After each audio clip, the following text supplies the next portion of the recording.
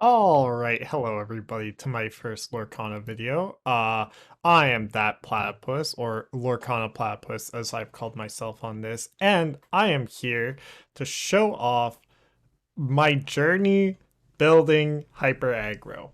Now, let's start where it all starts with Hyper Aggro. Hyper Aggro version 1 by Bannable Harka. This list is okay. I'm not gonna lie, I really don't like it, which is why I made my own eventually, but we'll get to there. The reason why I don't like it is because it's running the Madame Nim package. Madame Nim says when you play this character, banish her or return another chosen character of yours to your hand.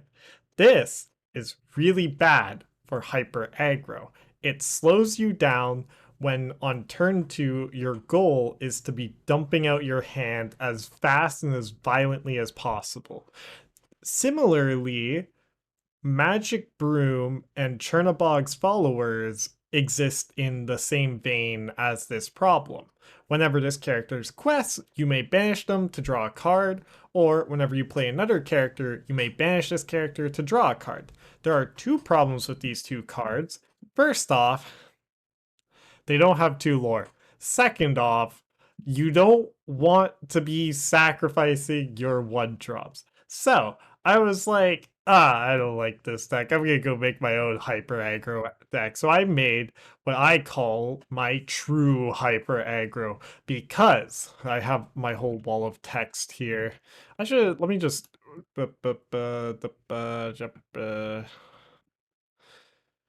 you got to see my backside for a sec because you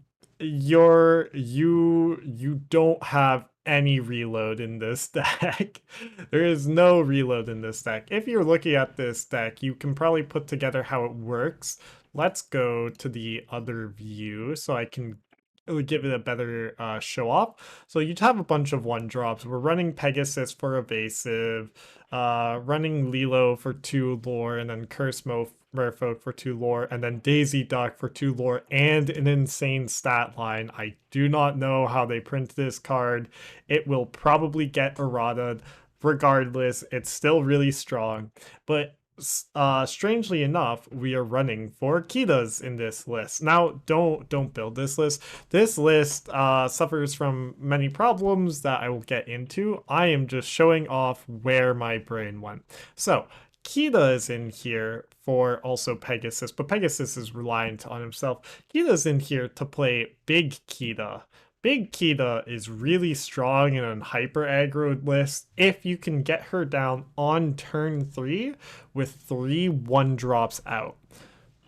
So, like, a bit conditional, but not that hard of a condition. And then Pegasus is in here for similar reasons. When you play this character, if you shift to play him, your characters gain evasive until the start of your next turn. So they both protect all of your dorks, or not dorks, mana dorks is what I'm thinking of, your 1-drop. What? We need to find a unique name for 1-drops in Lorcana. Whatever. It protects all of your 2 lore dummies that just get beat up really easily because they protect them. And then you'll have noticed the queen is in here. Choose and discard a character card, gain lore equal to the discarded character's lore. This is actually where I had started building the deck. I was like, okay, can I make the queen combo good with Sven and Mirabelle? And then I threw in Flynn Rider for recursion of the lore counter. But if this deck was struggling with ink, he could be very easily replaced with the Robin Hood with 4 lore. Regardless, this actually ended up being why the deck wasn't complete trash because it was surprisingly more consistent against control matchups. Not that consistent, mind you, but if you can play her on 3 and if she can survive, because the problem for your opponents on turn 4 is that they need to choose what to kill most of the time, and oftentimes your queen will stick. to get either 5 or 4 lore for you all at once at the point where you're like already at 10, 12 lore, so you don't need that much more beyond that. However, this deck sucks against just any steel matchup. Steel eats this deck for breakfast. And like I played around with it, I even built it. I got myself Mim-Less and Kitas. I don't regret it because I picked up all of the other cards which were good, but uh that's where I was like, okay, if my problem is with the purple list not running the correct cards, why don't I make my own? So that's how we've ended up here. This deck is insane. So the problem with the control matchups with hyper aggro is your inability to reload if they ever get off a grab your swords or grab your swords or grab your swords, or you get the idea. Grab your swords is really bad to get for this deck, especially when they play aerial on 3 to sing it on turn 4. You're just like over. However, this deck has reload.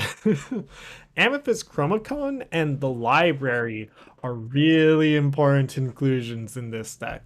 The library is here not to be played on turn 3, but to be played on turn 4 when you have like one unit that's just lived, one of your 3 health or 4 health units in the for Nala. I'll explain Nala in a second, but if they've stuck, then you can play it on 3 and put one in, or just play the Amethyst Chromacon and start drawing yourself cards, because you don't care about their card advantage. You just care about getting as much lore as possible.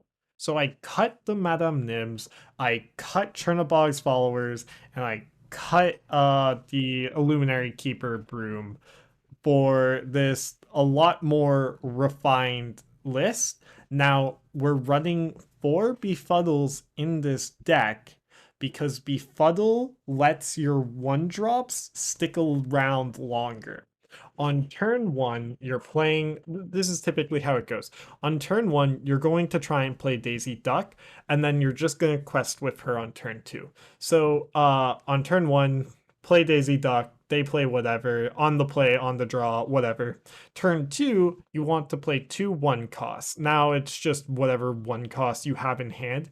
You don't typically want to be playing Piglet, because Piglet is less efficient than playing 2 of the 2 lore 1-drops. Piglet only gets 3 lore if there are 2 other units out, whereas the 2 1-drops will be 4 total lore. It's only a 1 lore difference, but that does matter. Same reason why you don't play out Pinocchio on turn 2 that often. They are here for like backup if you draw completely dead, which is very unlikely to happen, but it can happen, right? So that's what they're here for. They're also here for if you get to late game and you just need to try and get something to stick. Dropping a 2-cost is usually marginally better than just the 1-cost. Regardless, Baloo is here for obvious reasons. When this character is banished, gain 2 lore. And then same goes for Donald Duck. When you play his character, chosen character gets +1 lore this turn. These are all very strong effects. And then obviously the GOAT himself, Merlin. He's just so good against the control matchups. Now, the reason why my deck was failing was because of Gather Your Swords and stuff like that. However, this deck actually stands a good chance against the control matchups, and I'll show this right now. Export. Now, this isn't the most refined control list. Which one? This is the one with Nala. This was the previous version, just running Pascal. Now, you can go back and forth on whether you should run Pascal or Nala. Pascal is more useful if they put out early units, but Nala has 4 health, so she's able to stick around both with early units and against control late game. So that's why I feel as if this version is just slightly better. Now, where is my... Here we go. Select player 2. So we'll randomize here. This is Ink Table, by the way. It's a very useful tool for testing out decks. Get rid of this, this, this, this. Done. I'm keeping one library because I know what the matchup is, and I know that I will need it eventually. So we don't get a good turn one. Ink, one library, play card, Maleficent, pass. So this is probably going to be a loss just because it's too slow of a start, and then also they're on the play. Like this deck is very ride or die. So hilariously, the correct play here becomes a little jank. It will be, I think I'm gonna ink 1D. No, I'm inking Piglet, and then I'm caught between, so I can't dump out 2/1 costs here. So I think the most efficient play will be to play out Simba with the bodyguard. Even though Smee can get through Simba, it'll kill off Smee, and then it'll give future survivability for my other cards. And then we will be able to reload soon. So you're probably gonna trade, right? You're definitely gonna trade. Oh no, you're gonna sing a whole new world. Okay, well, that helps me out more. The AI isn't great, which is why I need to try this deck out in person more. Because does this work? Cost 2 or less from tutor player's hand? No, this is cost 5 now. So we'll ink one of the befuddles, and then so here let's go with the, I think we're going to dump out our hand. But the most efficient way to do that will be with a Lilo and a Piglet. Then do I just want to sacrifice you for 2 lore? I think no, because I can actually potentially keep Maleficent alive if I drop one of my bodyguards next turn. So we'll do that. Because they're probably going to... Okay, they play Lawrence. So they will be able to get through my bodyguard here, except 2 or less. See, like, this is the worst matchup. And I just want to demonstrate that you actually stand a chance against it. Let's ink Befuddle because it's not doing anything here. Then we're gonna actually play out... Let's do that. Let's do it this way. We're gonna do Donald Duck. And we're gonna give lore to Piglet. We're gonna play out Nala. Then we're gonna quest with all. So we get the 10. So then in hand, we have 2, 4, 5, 6 lore represented. We need 2 more lore in order to get to not a guaranteed win, but pretty close to it. So they trade with the Piglet. That's fine. They're probably going to play Gather Your Swords here. Oh, no, they can't do it. Okay. So now let us... We'll ink this Nala. She's no longer useful for us. We're going to play out Baloo as a bodyguard. And then we're going to play out Gathering Knowledge and Wisdom. Then we're going to quest with all for 5.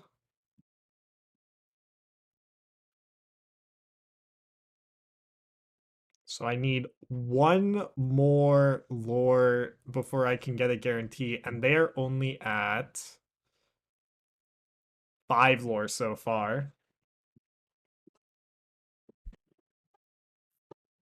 They didn't play a Gather Your Sword, so we just win. GG. Oh, whatever. We'll win with the goat. Okay. Do they have Gather Your Swords? No, they have Strength of a Raging Fire, Aerial. Either way. So that's this deck. I can show it off with more. In fact, ignore the funny ramp. Did I block anything important with my corner face? We will see. I don't think so. Other than maybe a unit. But let's go back to Dreamborn here. Let's go to trending because we need to find a more recent deck. A recent, what the heck? Temple mid-range. This looks like it would be a nightmare matchup. Menu, export. Why is it running 61 cards? I'll figure that out after. So we're doing this. This is going to be player 2, and then we're going to do player 1. And we're going to randomize again. And amazing. Okay, so we have the OP card. I don't think we need to keep the library in this hand. We'll get rid of that, and then we'll get rid of Wendy Darling. Okay, perfect. Playing Clarabelle turn 1. Ooh, this is gonna be explosive. Turn 2. Let's go. Inking Merlin. Playing Daisy. Pass.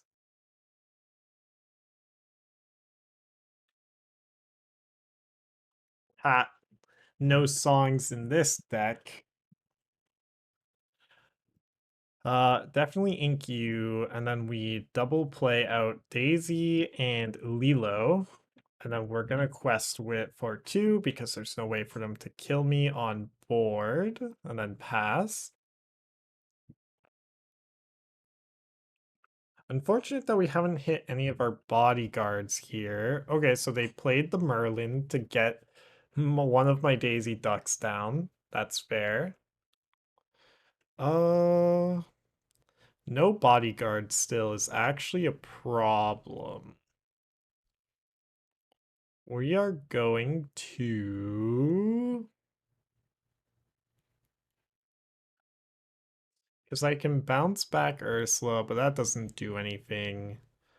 And then bouncing back Merlin actually messes with me. So what I need to do is actually play out the Chromacon here and then start loading up my hand a bit here. Ink, and then we just have to pass. Yeah. Because I'm looking for a bodyguard in order to get my lore in safely. Now, this does look like it's gonna be one of the bad matchups for Hyper Aggro. This is just like a demonstration of the hype around Hyper Aggro is both warranted, but it's not quite there. This is definitely still just a tier 2 deck, not a tier 1 deck. So let's go card ability. So I am tempted to go 1, 2, 3, 4. Yeah. So then we'll have 1, 2, 3, 4, 5, 6, 7, 8, 9, 10, 11 lore represented. And then we'll slow down their turn by 1. Is Befuddle correct here? No, because there's no way of preventing them from effectively messing with my units, so I will just play out these cards. It sucks that I haven't gotten any bodyguards this game. With 8 bodyguards, you do expect, especially with the Amethyst Chromacon draw, you do expect to be drawing at least a few of them, but this is fine. Lag. Okay, wait. Okay, my face isn't covering anything. I'll just like slide it back slightly. So yeah, they kill off my Lilo. They tap down my Pinocchio with Elsa. Kill off my Pinocchio. That's a pain. Then they should... Nope, they're not going to kill the Daisy Duck. Okay, so they're at 1, 2, 3, 4, 5, 6, 7, 8. They're at 8 lore. So we are going to play, yes. Card ability, yes. Okay. So this is 2, 3. So 1, 2, 3, 4, 5, 6. We can't ink Merlin. We're just gonna quest with all 3 here and hope they don't get there.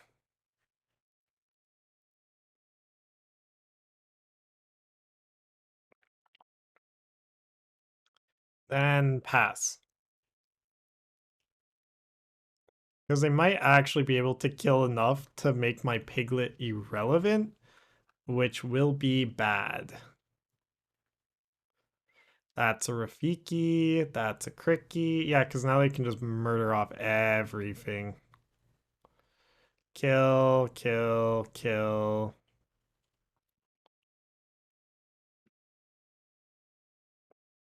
This might stall me. No, Cricky has 3 lore, which is actually very relevant here. Oh, they're just questing with all. The AI is not that smart yet. Okay. So 1, 2, 3, 4, 5, 6. Oh, so close. Let's go card ability. If I draw into another, oh, wait. So we need to ink, play, then quest, quest, play, and then play. So the AI played it wrong. I do believe they would have won if they had played slightly better, but you can see the vision. You can you can see it.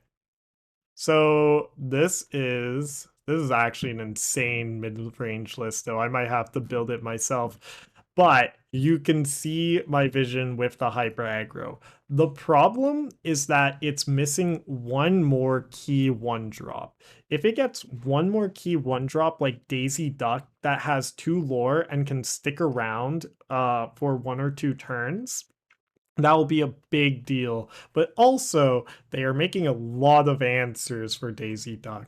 But till next time, I will bid you adieu. And I hope you hit that subscribe button, and I hope to see you next time. Bye.